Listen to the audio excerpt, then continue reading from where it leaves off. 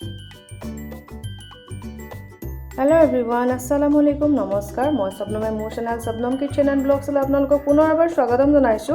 আজি মই তেতেলী মিঠা টেঙা আচাৰ বনাবলৈ লৈছো। তাৰ কাৰণে মই লৈছো এয়া 20 টকাৰ তেতেলী আৰু এয়া লৈছো গুড়, এয়া লৈছো অলপ পানী আৰু এয়া লৈছো গোটা জিৰা 1 চামুচ, এয়া লৈছো 1 চামুচ পিংক সল্ট, 1 চামুচ কাশ্মীৰী ৰেড চিলি, 1 চামুচ জিৰা গুড়ি আৰু 1 চামুচ হালধি গুড়ি আৰু এয়া 2 চামুচৰ জোখৰ মই এয়া লৈছো সবখিনি মই অলপ কুননাত থেতালি লৈছো।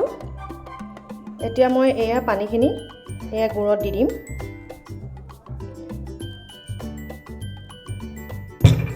আৰু এয়া মিলাই লম গুড়। এতিয়া এখন কেৰাহীত মই এয়া অলপ সৰিয়হ তেল দিছো। সৰিয়হ তেল দিলে আচাৰবোৰ ভাল হয়। এতিয়া তেলখিনি গৰম হৈ গ'ল। মই এতিয়া 1 চামুচ দিছো গোটা জিৰা।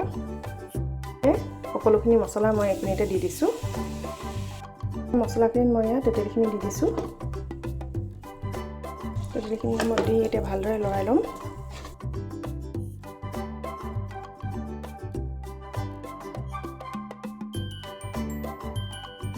তেতেলীখিনি পুৰা মছলাত মই এই ধৰণে মিলাই ল'লো। এতিয়া মই ইয়াতে গুড়খিনি দি দিম। এতিয়া গুড়ৰ পানীখিনি মই দি দিছো। এতিয়া মই ভালদৰে লৰাই থাকিম যেতিয়ালৈকে গুড়ৰ পানীখিনি শুকাই নাযায়।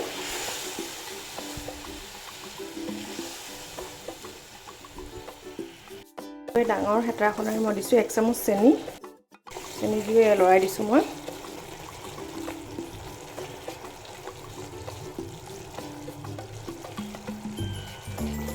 এনেধৰণে লৰাই থাকিব লাগিব, নহ'লে গুড়টো তলত ধৰি যাব। আৰু এই আচাৰটো ভাল হৈ থাকিবলৈ মই এয়া দিছো হোৱাইট ভিনেগাৰ।